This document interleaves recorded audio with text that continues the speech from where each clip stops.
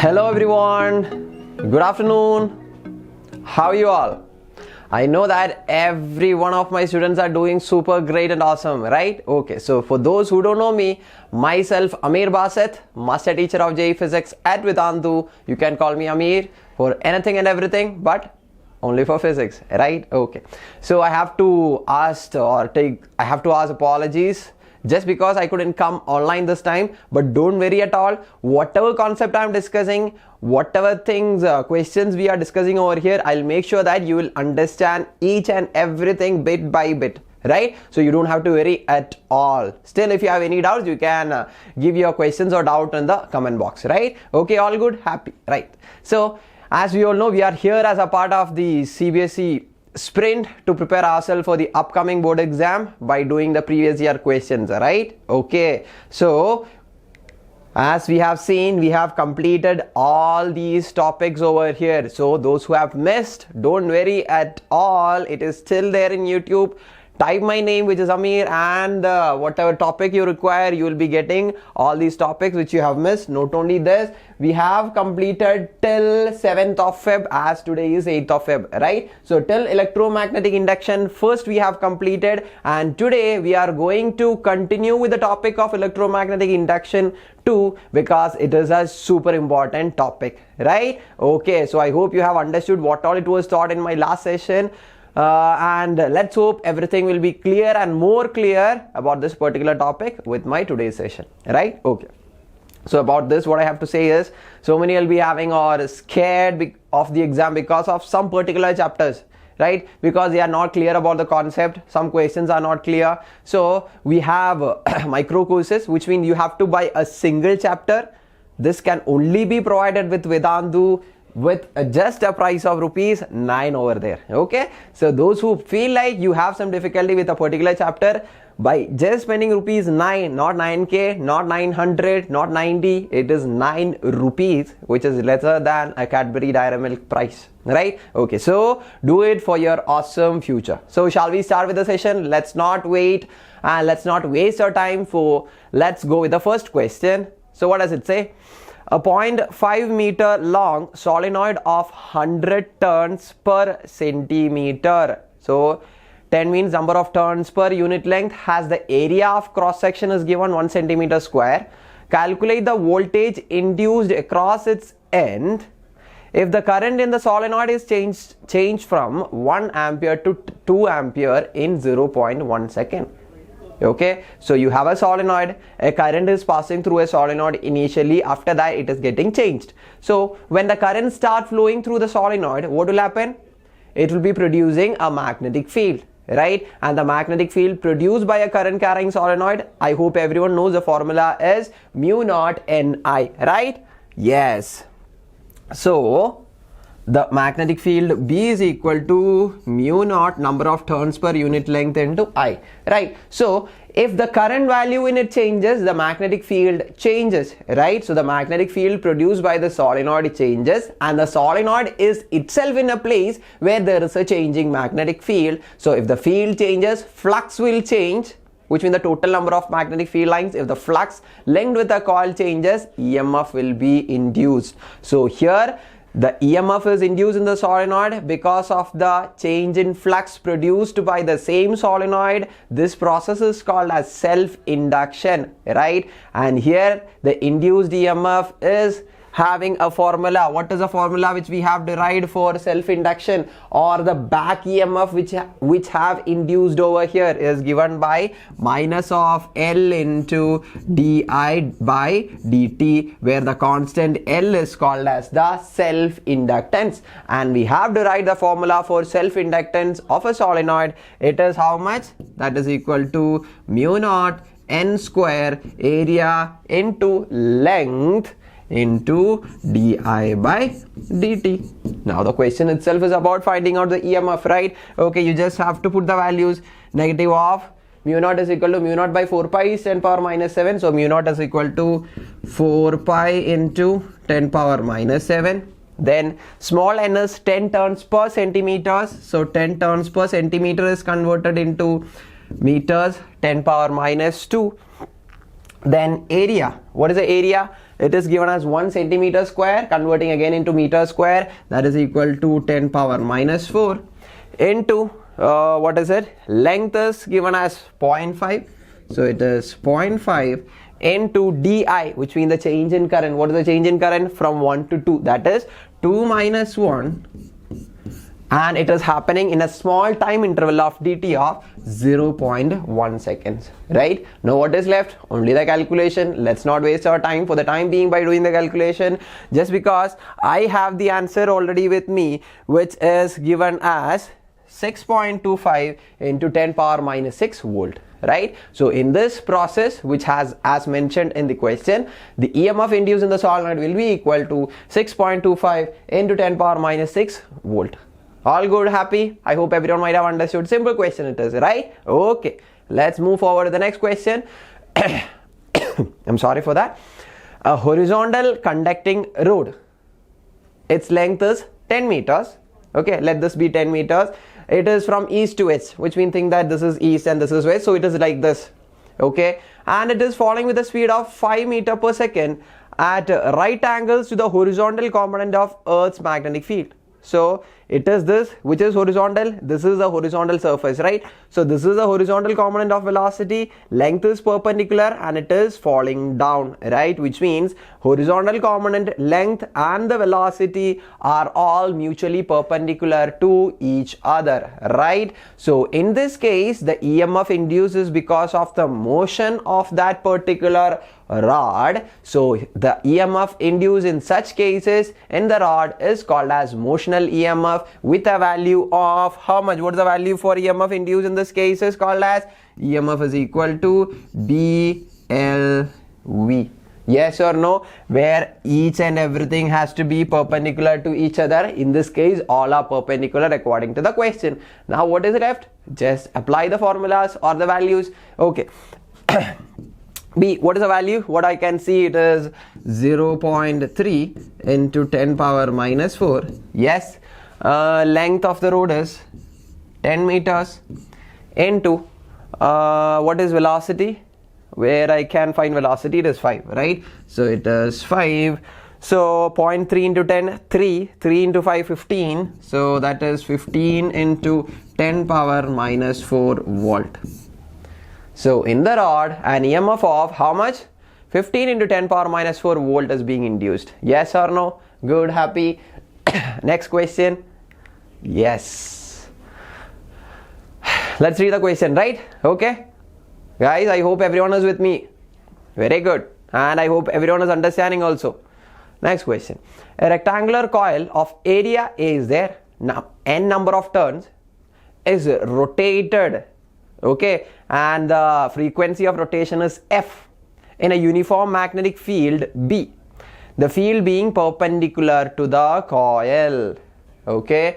So find the maximum EMF induced, or prove that the maximum induced EMF is equal to 2 pi of NBA. So let us analyze the situation, right? Okay. So you have a coil. So as we cannot draw three-dimensional figure, think that this is the coil, right? And it is having n number of turns. Think that this is having n number of turns. This is the coil of area A, n number of turns, and all these things.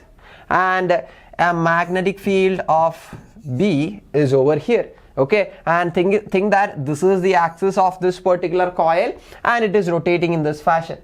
Okay, so it is rotating in this fashion and you have a magnetic field. Now we have to see what is making, or because of change of what particular physical quantity an EMF is induced. For that we have to write the basic formula for the induced EMF, right? Okay, so the magnitude of induced EMF is equal to what? D by dt of flux, rate of change of flux, that is d by dt of NBA cos theta.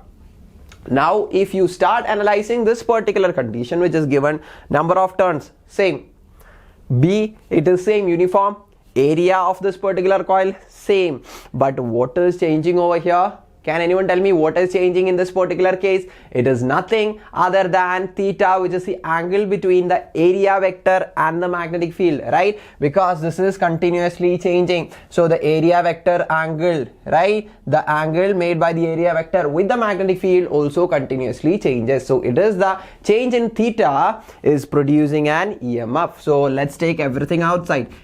Everything outside means those constants outside of the differential, that is d by dt of cos theta is written as cos of theta is equal to, I can write theta is equal to angular velocity into time, omega t, right? I hope everyone knows basics only. So differentiating that, you will get NBA, differential of cos theta is minus sine omega t into omega, right? So basic differential only. So NBA omega into cos is differentiated as sine omega t, right? Okay, a negative will be there, but we are not concerned. Or if you want, you can start writing from here. Okay, we are not getting concerned with the magnitude. Negative here, negative over here, negative here. This negative and negative will make this positive. Okay, I hope nobody is having a problem. Okay, then what is the relationship between omega and frequency? Omega is equal to 2 pi f, right? Okay, so let's substitute it over here. So EMF is equal to NBA, omega is written as 2 pi f, and they are asking for the maximum value. The maximum value for EMF is, when the sine has maximum value of sine is 1, so the maximum value of EMF is equal to NBA 2 pi f. Simple. Look how easily you were able to grab a 3-mark question in your board exam if you were so good with your theory, right? So that's why I'm telling you always, again and again, my regular students would be knowing, concentrate more on your theory, okay, instead of running behind the question. Questions are also good, but once the theory is perfect. Good. Next question. So I know that some questions are being done over here. Still you might be dealing or having so many doubts, right, in the chapters. So what you have to do in those particular time is that you can join this Telegram group, okay, where all the special and super awesome teachers of Vedantu are there to clear your doubts. You can post your doubts there. Whenever the teachers are free, obviously they'll be clarifying your doubts. So here you can find out the link for that particular Telegram. So go to this particular link and join the Telegram, right? Okay, it will be super good for all of you at this moment of time. Good. Next question. Okay, the current flowing through an inductor of self-inductance L. I hope everyone knows what is a self-inductance and inductor. Let us consider the inductor here as a a solenoid. So solenoid is an inductor, right? Whenever the current in it changes, the magnetic field produced by that itself changes, and a self-induced EMF is produced in it, right? Okay, very good. I hope everyone knows that. Is continuously changing. If current changes, magnetic field changes, EMF will be induced. EMF is called as self-induced EMF or back EMF. Plot a graph showing the variation of. 3 questions are there, so graph has to be plotted. Let's start with the first. Magnetic flux versus the current. Okay, so let us write the basic formula for the flux, right? Okay, what is the formula for flux? What is the formula, guys? Flux phi is equal to n times BA cos theta. Right? Okay, so what is the value for magnetic field when a current of I is passing through the solenoid or the inductor, you can call it. Consider the particular case of inductor as solenoid only. Okay, so the B, magnetic field produced, is given by the formula. Everyone knows it is mu naught Ni, right? So n times mu naught Ni A cos theta. Now how the relationship is between phi and current? Phi is directly proportional to current. So if I plot a graph between phi and I, how will it be? It will be a straight line. Yes, if I increases, flux also increases in a linear fashion. Yes, I hope everyone can see. Okay, next, the induced EMF versus di by dt. So how will you do that?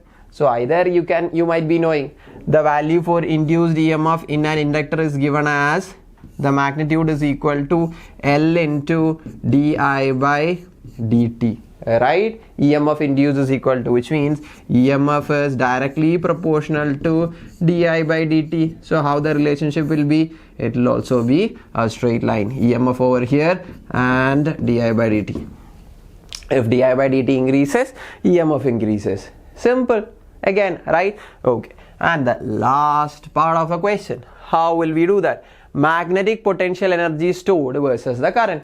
So you know that whenever an changing value of current passes through this inductor and magnetic energy is stored inside, or an energy is stored inside the inductor as magnetic energy. So the derivation is being done. We are not going for the derivation because in the question they are not asking for. So the magnetic energy stored inside the inductor E is equal to half Li square.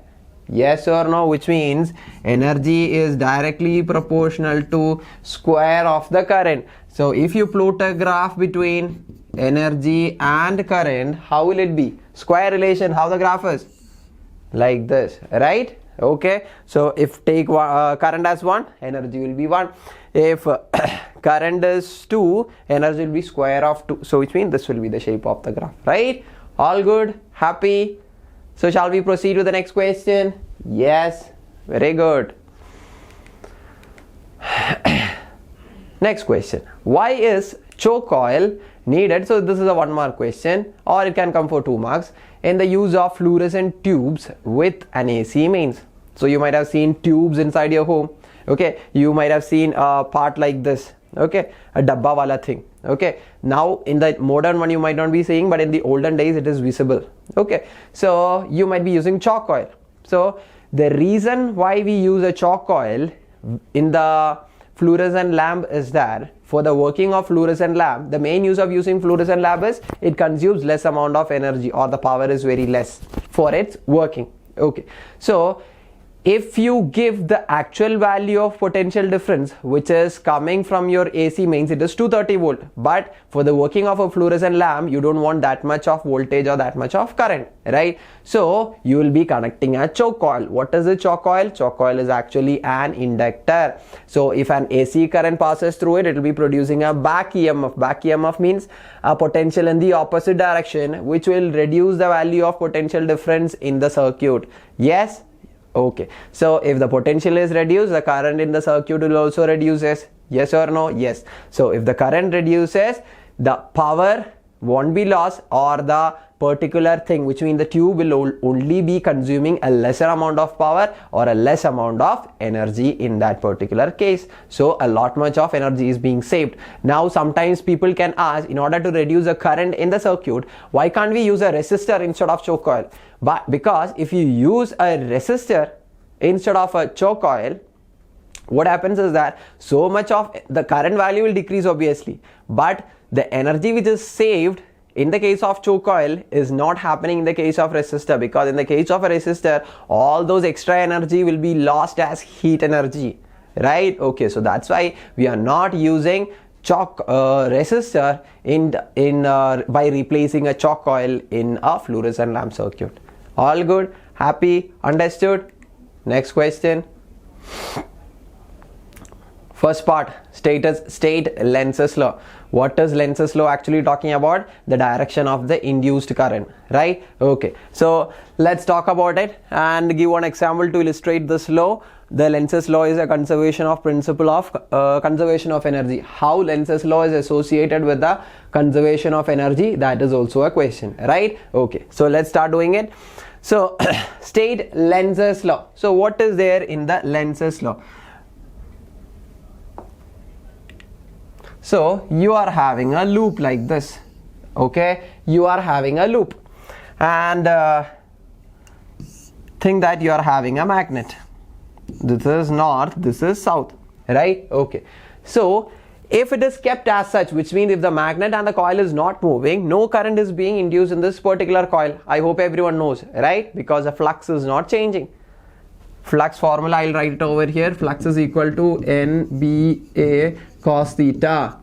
and if any of this thing changes, only you will have a current produced or a EMF produced in the loop, right? Okay, so once I start moving this magnet towards this, the field associated with this particular coil changes, which means the flux changes and EMF will be induced over here. So the Lenz's law talk about the direction of the induced EMF or the current in that particular loop. Lenz's law tell that the direction of the induced current in the loop will always be to oppose the cause for it, which means whoever is producing this particular EMF in the circuit, the direction of the current induced in the coil's duty is to oppose that cause. What is the cause over here?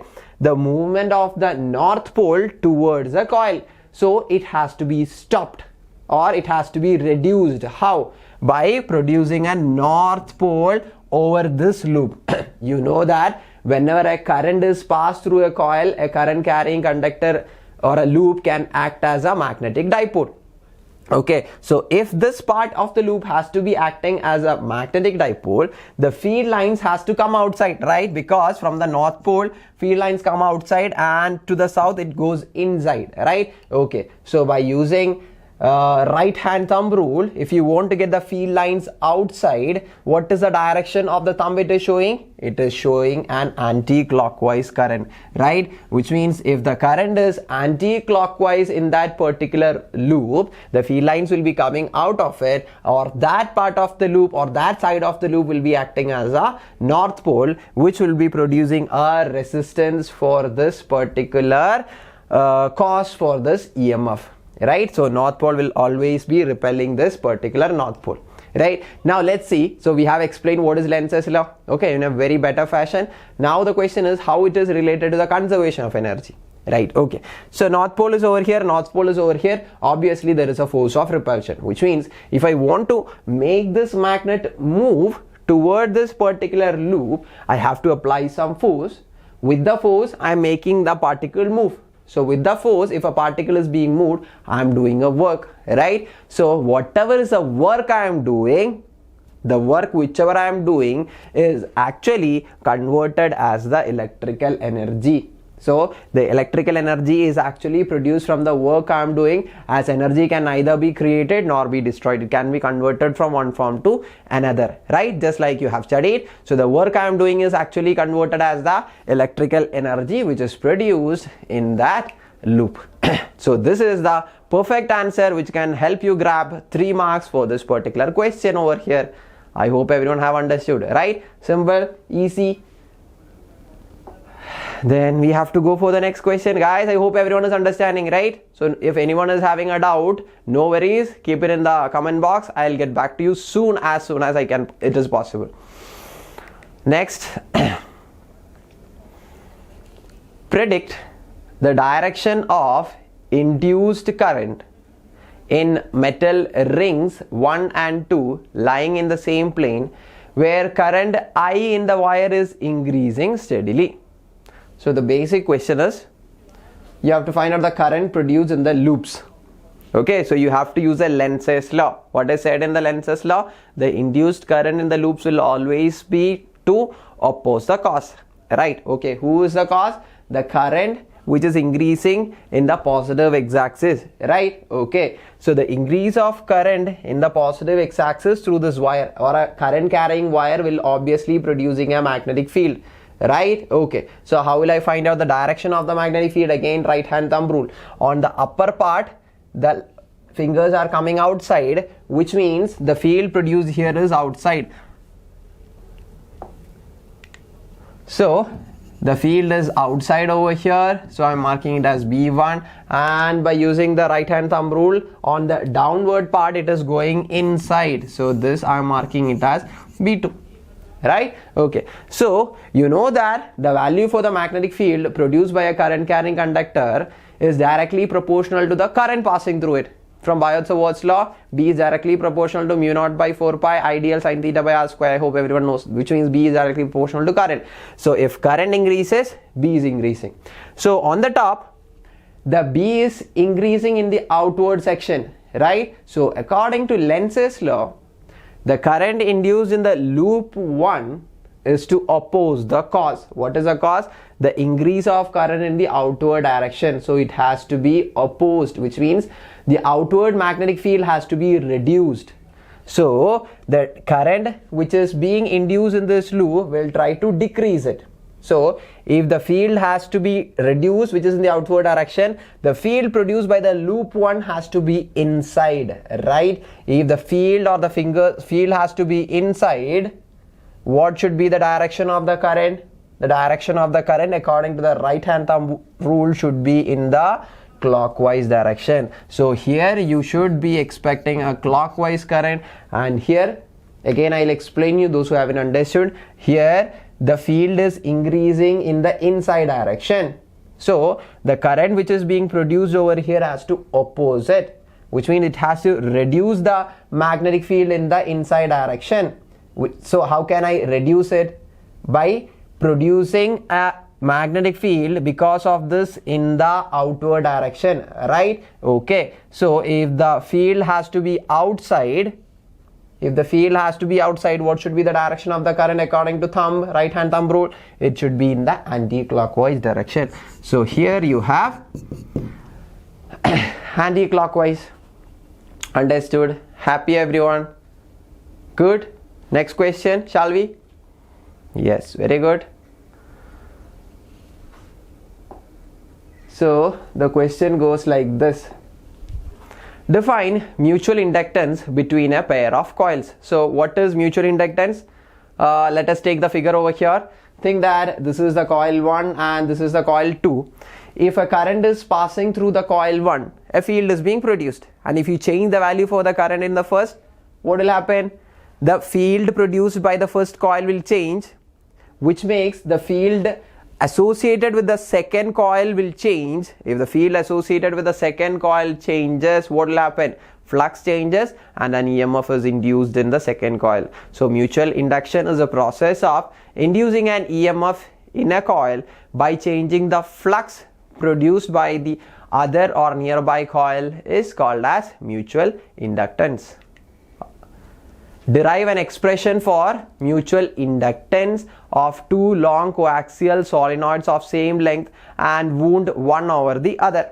Okay, which means according to the figure, one solenoid is there and the other solenoid is wound over it, which means the areas are the same and the length of both the solenoids are the same. Okay, there is no gap between them. That is what I have to say. All good? Okay, so the question is expression or two coaxial over the other. So think that the current is passing through the solenoid 1 and we are going to find out the EMF induced in the second coil. Okay, so first let us see, for finding out the EMF in the second coil, what we have to do.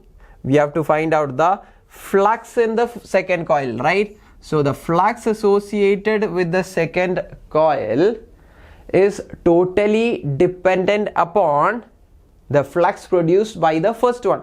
What I told you, the flux associated with the second coil, which is the outer, which you can see, is totally associated with the flux produced by the first coil, because the first coil only can produce the flux or the field because the current is only passing through them. So if current passes through the first solenoid, a field is produced, and it is that field which is producing or making a flux associated with the second. So the flux associated with the second is totally dependent upon the current passing through the first. I hope everyone agrees with that, because that current is actually producing the magnetic field and that field is producing the flux in the second. So flux in the second is directly proportional to the current in the first one. So if I'm making it as an equation, 2 is equal to constant, which is called as mutual inductance into the current in the first, and they are asking you or to find out this value of M, right? How will I find out this value of M? By expanding this particular phi 2 over here. So phi 2 again, it is the flux associated with the second coil. How will I write the flux associated with the second coil? Formula is equal to number of turns in the second coil. I'll write it as total number of turns N2. the flux associated with the second coil, the magnetic field associated with the second coil, actually it is being produced by the first coil, right? Okay, then area of the second coil, which will be the same because there is no gap, as I have told you, one is wound over the other, right? So for the time, just for the thing, I am writing it as A2, right? Into cos theta, it is same. Okay, theta is actually 0 because the area vector and the field lines will always be the same, because the field lines produced by the outside coil is in which direction? Along the axial. Okay, so the area vector is also along the axial direction, so the angle between them is 0. So I'm not writing cos theta separately, cos 0 is 1. Okay, good. Now that is equal to m into I1. Got till here? Now I have to expand it for B1. What is B1? The field produced in the first one. How will you write it?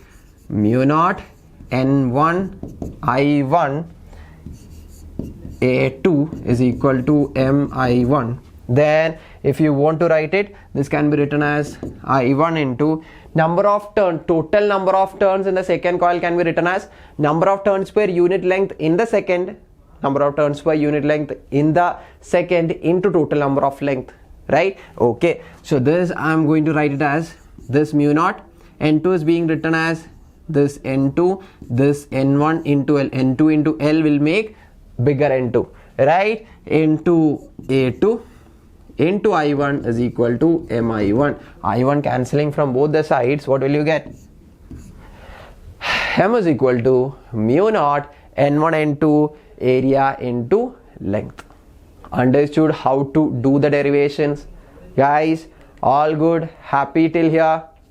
Guys, tell me, you have to tell me how was the class or the session for the day. I hope everyone might have understood, right? Okay, I know that you need a greater support because a big exam is waiting for you, JEE mains and the JEE advanced and the NEET exams.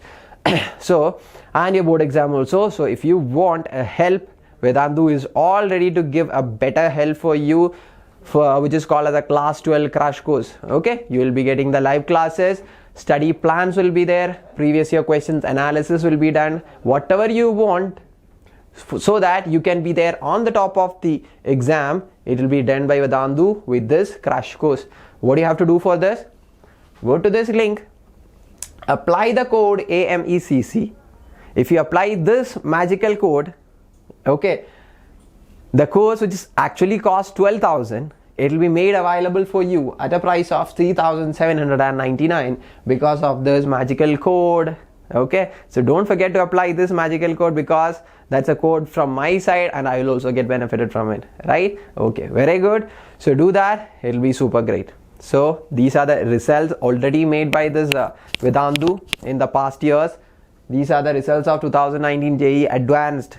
Okay, how awesome you can see. Okay, rank 41, 38, 1, 697, everything you can see. And this is for JEE 2020 mains percentile. 117 people got it, above 99 plus percentile. And don't you wish your photo to come over here? Then why you have to wait for, guys? Come and join Vedantu and make your future so awesome and beautiful. Guys, now you have to tell me how was my class. I hope everyone have understood, right? A bit, at least a bit you might have benefited. You guys might have got a good information from my part. If you think all of these things happened to you, please don't forget to hit the like button. And if you think that this class is super good and it will be benefited by your friends also, share it with your friends and to show your love and keep us motivated and keep us a push so that we can make more and more videos. What do you have to do? Subscribe our channel so that you will get beautiful and very informative and knowledge full lot much of videos for your exams to make it very awesome and super amazing, right? So don't forget to subscribe, guys. Again, I'm telling you, if you have 2 seconds of your life, please hit the subscribe button. It will be awesome. So thank you, guys. Thank you for watching. I hope you might have benefited. So till we meet next time, bye and happy preparations for the exams. Okay, happy goodbye.